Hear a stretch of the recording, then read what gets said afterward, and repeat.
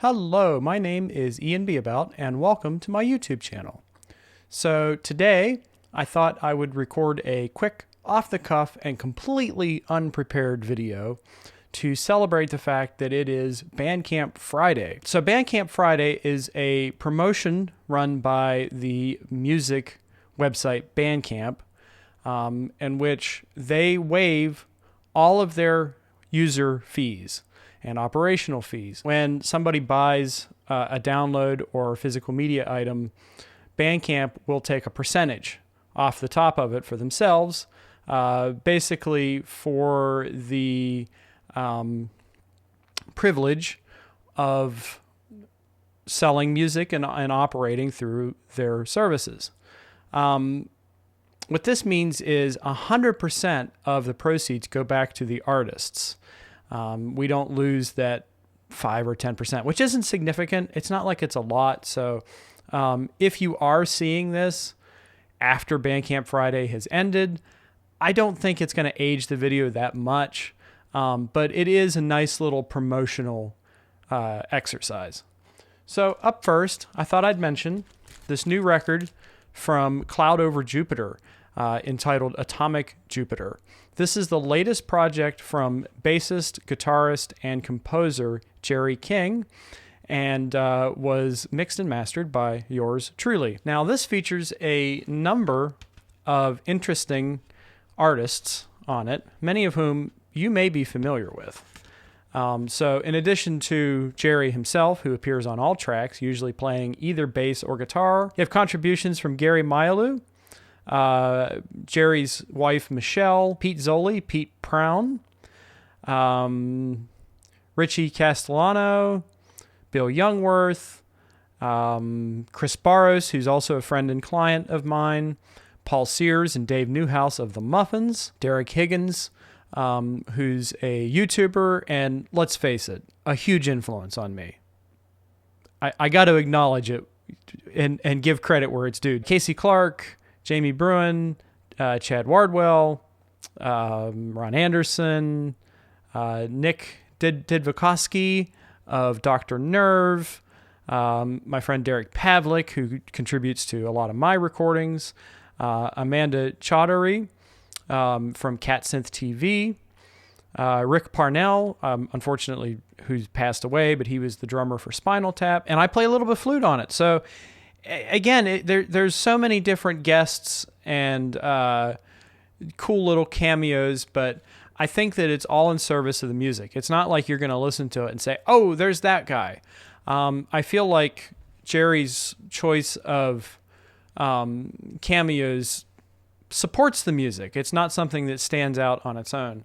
But there you can see the wonderful gatefold, which features Jerry in his disguise as Cthulhu Moon and his wife, Michelle, over here, looking very Captain Beefheart in the Magic Band, indeed. This is out today, and it's on Melodic Revolution Records, owned by Nick Katona, and I will leave a link to purchase. The music is very guitar fusion to me, and I think that there's a lot to dig in, especially if you like the guitar and are interested in its evolution. Jerry is obviously a friend and client, and he included this wonderful message with Bootsy the cat, who's running the show these days. I think Bootsy might actually be in charge, and Jerry is his servant. That usually how it goes when a cat adopts you. But isn't he cute? We all love Bootsy. Once again, that's out today, so I would very much appreciate if you checked it out and let me know what you thought. It can be very avant-prog in approach. So if you're interested in a lot of those artists that I mentioned, especially like Dr. Nerve, I think you'll be into it. I thought I would give a shout out to Amanda Chaudhary, and she sent me this record some time ago, and I keep talking about having Amanda as a guest on the show. She, of course, runs the excellent Cat Synth TV YouTube channel, who are another big influence on me, I have to admit, because I watch them pretty often. I want to do a more thorough look at this record, but I haven't had the time. Basically, I had 2 shows in kind of rapid succession. I had King Gizzard and the Lizard Wizard, whom I saw in Cleveland. And then the following weekend was Prague Day, which I worked. You can actually find out more information about Prague Day because I posted a video earlier this week, should you like to learn more. But musically, this is very fun. It's very inspired. It's very jazzy. It's very funky. But it also has the thread of so-called krautrock or Kosmisch music, the German scene. And I have in my notes that this record is something of a combination of Manuel Gottsching of Ashra Temple with kind of Frank Zappa's funky period of the mid-'70s. But this record is very light. It's full of levity and fun, and it's a refreshing listen, and has a number of cool contributors. I thought I would mention that Jerry King also appears on this record, as does Jonathan Scales, the steel drum player whom I've seen. I've seen him live at Prague Day. And also we have Miles Boyson, who is the producer for the Jack of the Clock records, and he appears on the Intourist record by Refestramus, which I produced. But I just wanted to open this up because we love cats here, and I love this picture of Sam with the rambutan. It's very cute. So out today is a video from this record. This is Intourist by Refestramus, the record that I produced for Chicago-based composer Derek Ferguson. But there's a new video for the song The Red Apple. This is available for sale on Bandcamp, and in a little over a month, Refestramus are going to meet for the first time in person at Studio L, owned by Rick Witkowski of Crack the Sky fame. And I'm going to go tour his studio next week, which I'm really excited about. Rick actually gave me kind of a couple of group lessons, like in a group format, when I was in college. And since I moved, he's actually within about 10 miles of me. So he's my neighbor. And I'm looking forward to working with him and getting to know him a little bit better. But I thought I'd mention that there's a new video out today from this record. It's called The Red Apple, and I will leave a link in the description to check it out. I'll also leave a link in the description to all of the music I'm talking about today, in case you want to buy it. Up next, Bent Knee, 20 Pills Without Water. This is the latest record from the Boston Sextet, who are now a quartet. They lost 2 core members who contributed a lot of writing, namely Ben Levin and his wife Jessica Kion. And, I have followed these guys pretty much since the beginning. I jumped on with the second record, which was called Shiny Eyed Babies. That's still one of my favorite modern progressive art rock, jazz, whatever you want to call it, records of all time. This album, I'm still listening to it, and again, I hope to give a more in-depth review, perhaps in the next week or so. But this record is a distillation of their sound, sort of in the way that the Genesis album, And Then There Were Three, was. It was kind of a paring down of the band's sound to its basic elements, and that's very much what I hear here. However, they did include some notable contributions from some string players, which I think is really lovely. But I was not a big fan of their last record, Frosting. I really wanted to like it. I tried really hard to like it because these guys are my friends, and I have loved this band for years, but that album just did not connect with me. This one does. I think that the songwriting is really strong. There's like 5 or 6 or 7 songs on here that are among their best. It's not as zany or energetic or absurd as Bent Knee records have been in the past. And I feel like that's the absence of Ben Levin. I feel like what I just described is Ben Levin's presence in any given artistic statement. But what has replaced that is a refinement, a a cool confidence, and a maturity that the band haven't demonstrated quite like this before. It's not a perfect album. Some of the songs near the end are still waiting to connect with me. But overall, this is a really strong effort from these guys, and I'm pleasantly surprised. I think in particular, Gavin Wallace-Aylesworth's drums are well captured here, and I like hearing him positioned pretty loud in the mix. It's a distillation down to the core elements of this band. Courtney Swain's amazing voice, Vince's production design plays heavily into this record. I like this album a lot. I like what I'm hearing, and I'm excited where these guys go next. I genuinely think this is their best album in a couple of years. So check it out. Bent Knee, 20 Pills Without Water. I will probably have more to say about this in the future because I plan to continue listening. I've only heard it twice so far.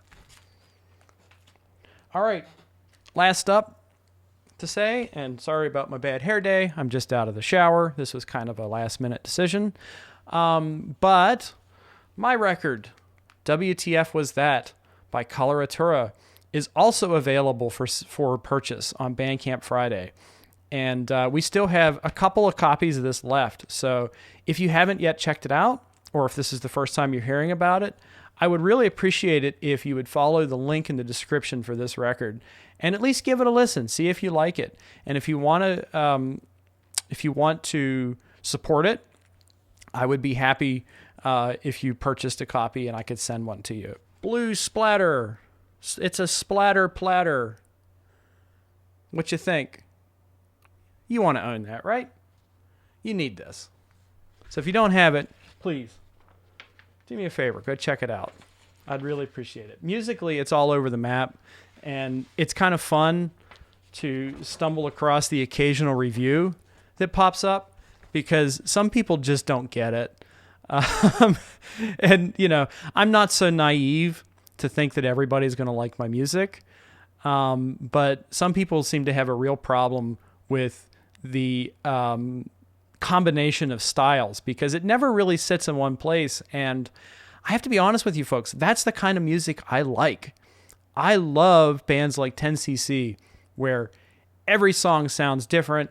Every member of the band is writing and contributing something unique, but it's all at a certain high quality. That's what I'm striving for in my work, is for every song to be a unique experience, but for it to be good. I want it to be a good, different experience.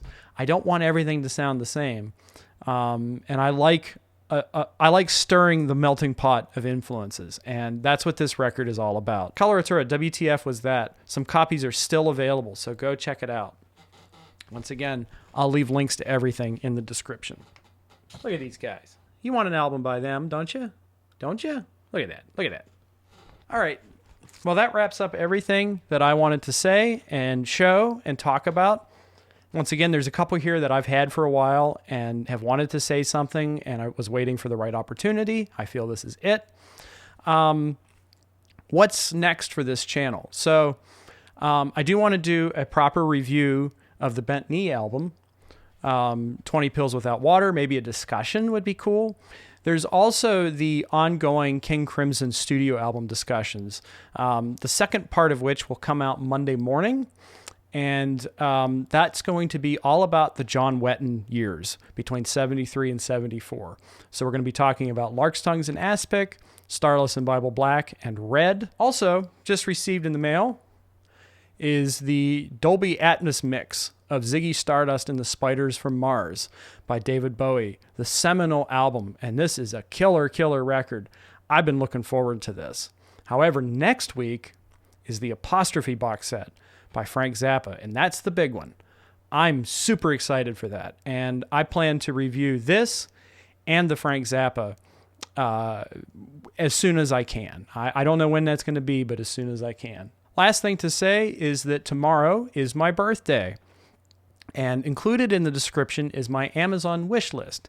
So if you should like to support my channel or just wish me a happy birthday, there is a collection of titles, mostly music, but some films there that would make wonderful gifts for me. And I'm very likely to talk about any of them, or at least they would inform my discussion. For instance, there's a lot of Opeth on there, and I know we're gearing up for the release of the new Opeth album. There's a new single out today, which I haven't heard yet. So I'm trying to collect some Opeth stuff and have a nice little background. So when the new record comes out, I'll have informed things to say about it. Being informed is so important, isn't it? Please let me know in the comments if you plan to pick up any of these albums that I've spotlighted today. I would really like to hear from you. Don't forget to also like the video because that helps us with the robots. And finally, subscribe to the channel. If any of these upcoming projects I'm talking about interest you or upcoming releases, the only way to keep track of what I'm doing is to subscribe to the channel. All right, that's it for me for today. Hopefully this was a short one-ish, but you'll be hearing from me and seeing me real soon. Bye-bye.